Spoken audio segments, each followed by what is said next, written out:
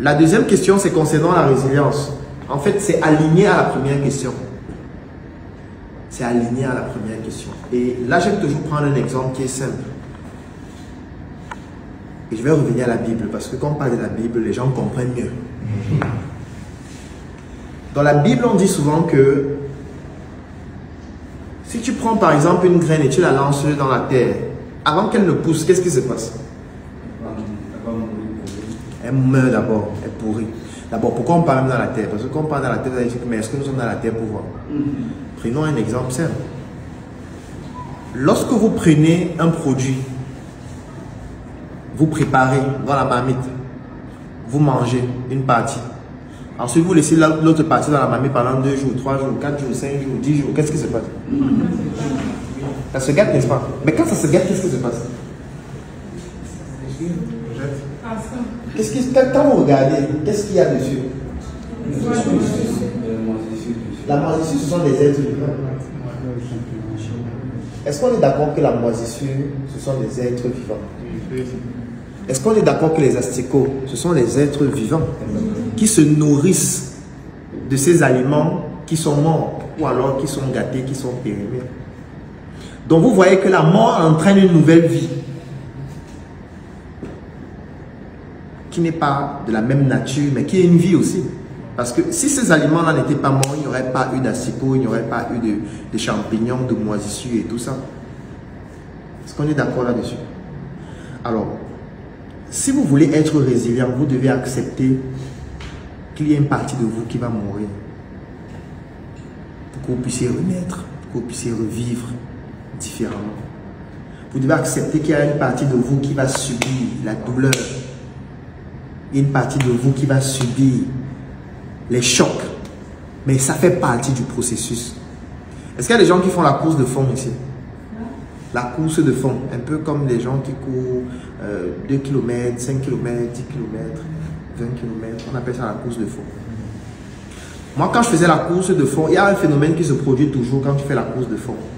Quand tu commences à courir, les premiers kilomètres, tu es extrêmement fatigué.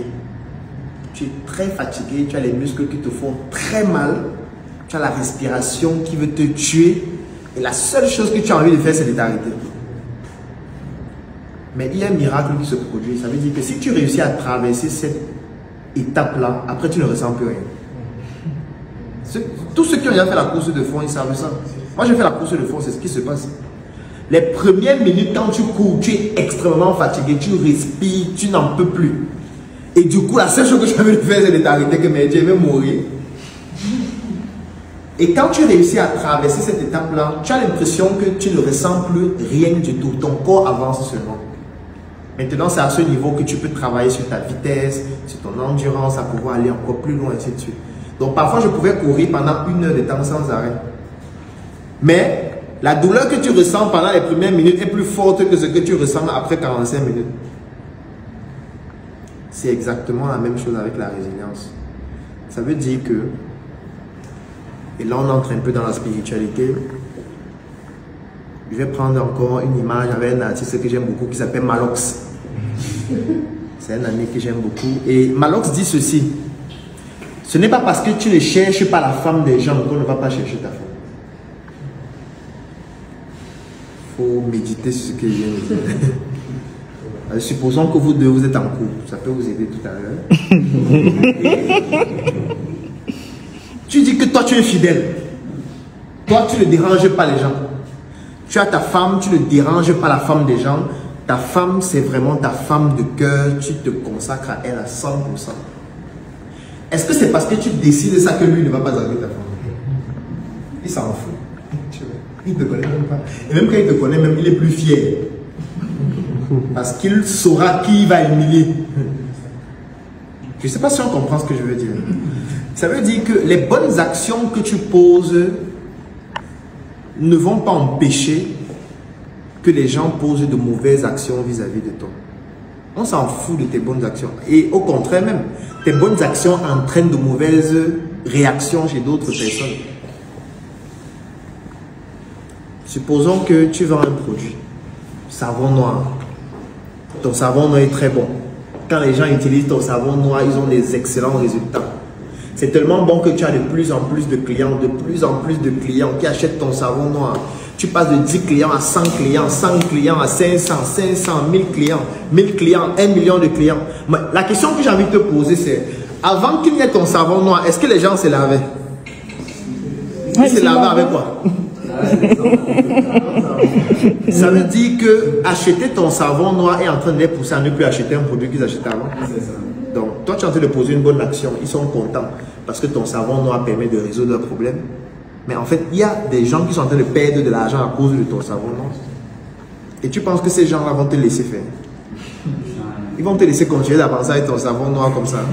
Et tu gagnes de l'argent, tu deviens riche et heureuse. Et la vie est simple. Non, ça ne marche pas. Il y a des gens qui vont tirer sur toi. Il y a des gens qui vont dire que ton savon noir tue les gens. Il y a des gens qui vont dire que tu es une bandite. Il y a des gens qui vont dire que tu es une prostituée. Il y a des gens qui vont dire que les financements pour pouvoir lancer ton savon noir là, l'argent de la drogue. Parce que eux maintenant, ils sont dans une posture selon laquelle il faut qu'ils trouvent une astuce pour que tu arrêtes avec ton histoire de savon noir. Et s'ils se rendent compte que sur le plan commercial, ils n'ont pas réussi, parce que tu as les bonnes stratégies de marketing, tu as un bon service client, ton produit est excellent, et ainsi de suite, ils vont te taguer sur d'autres dimensions. Oui, si sur la dimension opérationnelle, ils ne réussissent pas, ils vont t'attaquer sur le plan émotionnel, ils vont t'attaquer sur le plan social, ils vont t'attaquer sur le plan spirituel, ils vont dormir chez les marabouts et ton nom. Bon, est-ce que tu es préparé par rapport à ça? Ou tu penses qu'il suffit juste de vendre, faire le marketing, machin? Non, ça ne suffit pas, c'est très insuffisant. Tu vois, donc ta résilience maintenant, c'est ta capacité à pouvoir résister à la pression qui ne va jamais s'arrêter. Parce que je suis souvent les entrepreneurs qui disent, bon, pour le moment c'est un peu difficile, mais quand la situation va s'améliorer, mon frère, ça ne va jamais s'améliorer.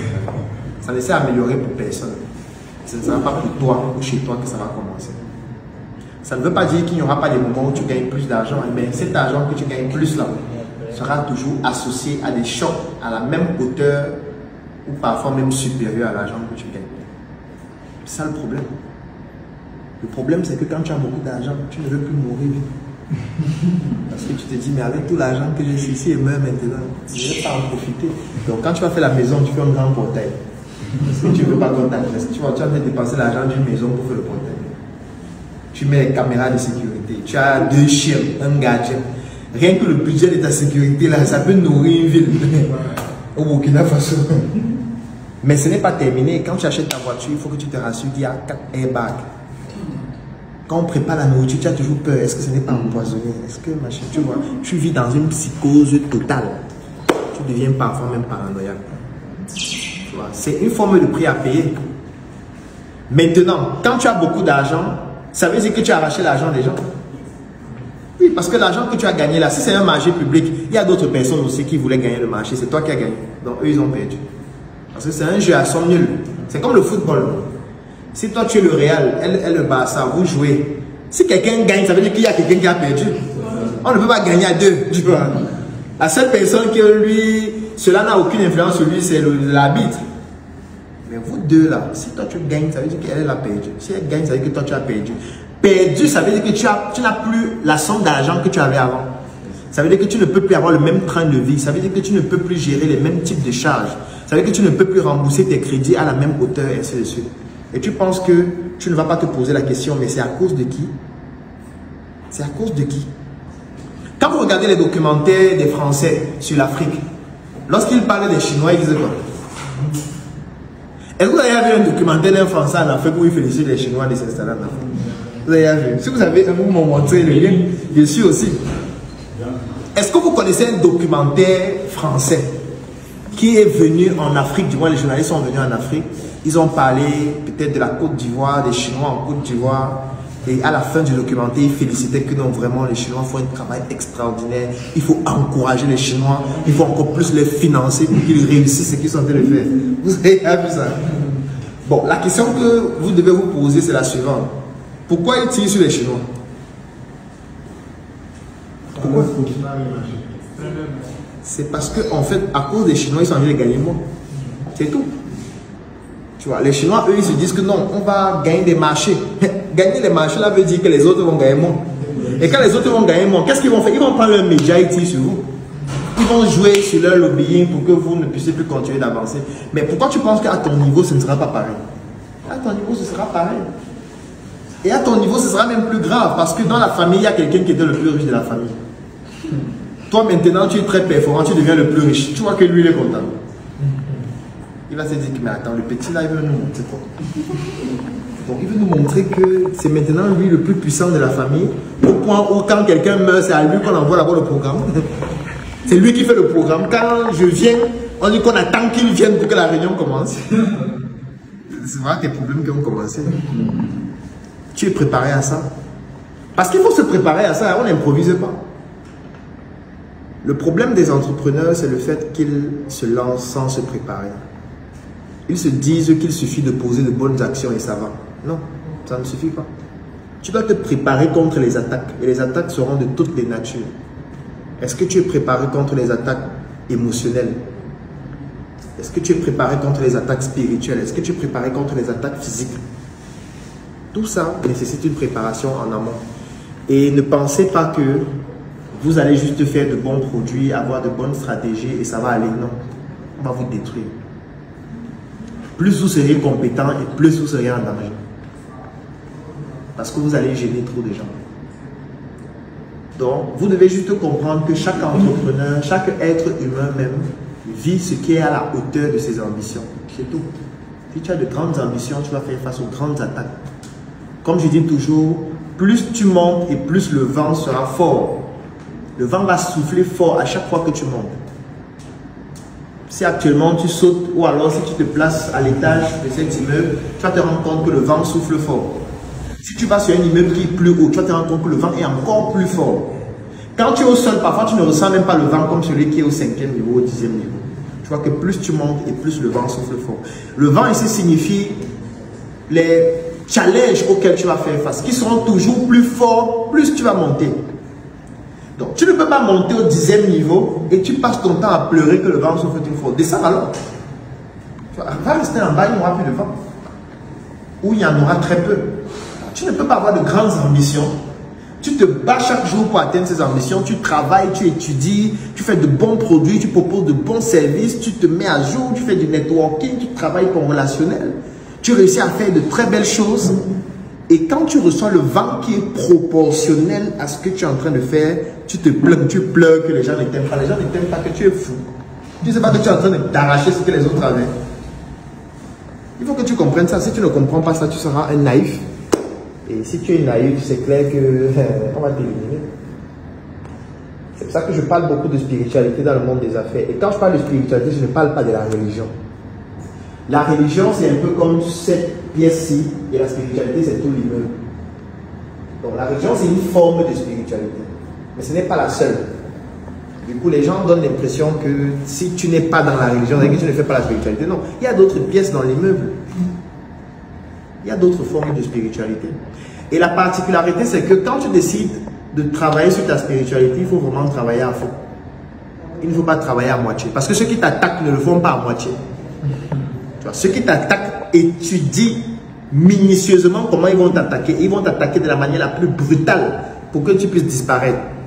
Et tu ne peux pas résister à ça en faisant ta spiritualité à moitié. Ça ne fonctionne pas. Donc, si tu dis que tu es chrétien, il faut donc bien être chrétien. Ce n'est pas que tu es chrétien de temps en temps. Non, ça ne fonctionne pas. Si tu dis que tu es chrétien, est-ce que tu as lu toute la Bible? Parce que Dieu ne peut pas te donner un livre, tu lis un peu. Comment Dieu te donne un livre? Il te dit que voilà ma parole, tu lis 2 pages sur 2000. Ça veut dire que tu manques de respect à Dieu et tu veux qu'il te protège comment? Il t'a déjà tout donné dans un livre, tu ne lis pas. Quand tu reçois des attaques, tu peux encore chez lui pleurer alors qu'il t'a donné un livre où il a expliqué tout ce qu'il faut faire. Ça veut dire que tu te moques de Dieu. Et si tu te moques de Dieu, il va se dire que mais attends, finalement c'est toi qui n'es pas sérieux. Puisque je t'ai déjà dit ce qu'il faut faire. Donc quand tu décides de pratiquer une spiritualité, il faut la pratiquer à fond parce que c'est le meilleur moyen de te protéger. Maintenant, il y a beaucoup d'autres techniques pour pouvoir augmenter sa protection.